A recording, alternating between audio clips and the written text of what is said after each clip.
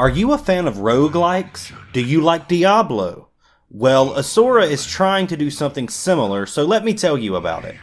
Before you get started actually hacking and slashing your way through dungeons, you will watch a few minutes of cinematics that help explain the game's general narrative. The entire thing is in Hindi, as is all of the game, which I thought was pretty cool. I don't know why I thought it was cool, I guess I just liked the environment that it created. There are subtitles, so if you don't speak Hindi, don't worry, you can just read it. So the story goes something like this. Your character is a demon who was created when a king received a message from the gods that he would need a sacrifice. In order to fulfill the gods' wishes, he sent his men out and they killed everyone until they found a child, who they chased down and captured. As they were burning the child at the stake in order to sacrifice his soul, the boy became very angry and exploded into a blinding light. Once the chaos settled, the boy was gone, and now he is the demon that is your main character, hell-bent on getting his revenge against the king that wronged him. The story is okay, and I like how they set it up, but I didn't get a feeling that there's a lot of progression throughout the game that furthers what you're given in the beginning. There might be, as I haven't made it to the king yet, so there's a good chance that meeting him would give some sort of resolution to the story, but I didn't sense any sort of a build so far. I do like the appeal to Indian mythology though, and I think it's pretty neat. I don't hate the story, I just wish there was more to it. The real strong suit of Asura is its gameplay. It's a roguelike hack and slash with a top-down view that was pretty obviously inspired by Diablo.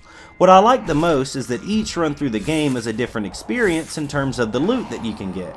You start out each level with a melee and a ranged weapon. As you progress, you fight and kill enemies, then decide whether or not you want to absorb them to get more experience, or loot them for the game's currency, which is called Sona.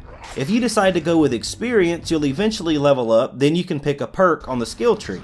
One side of the tree is dedicated to improving your melee skills, one to ranged skills, one to magic that will weaken or damage your enemies, and there's another one that buffs your character.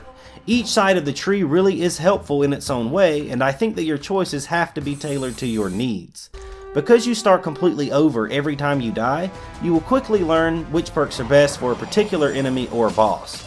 I really enjoyed the strategy elements of leveling up, and I think it's a really solid part of the gameplay that works well. On the other hand, if you decide you want to get currency from your dead foes, then you can spend that at shops on potions, arrows, and other things that will help you as you go along.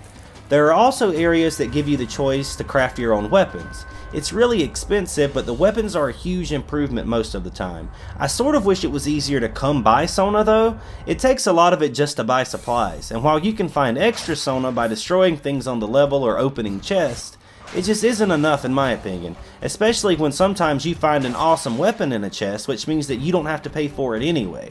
In the end, it's really up to you whether or not you want to concentrate on gaining experience, collecting currency, or maybe try to strike a balance that lets you do both. As long as you spend your time and effort wisely, you'll be able to make it through the dungeon and to the boss at the end.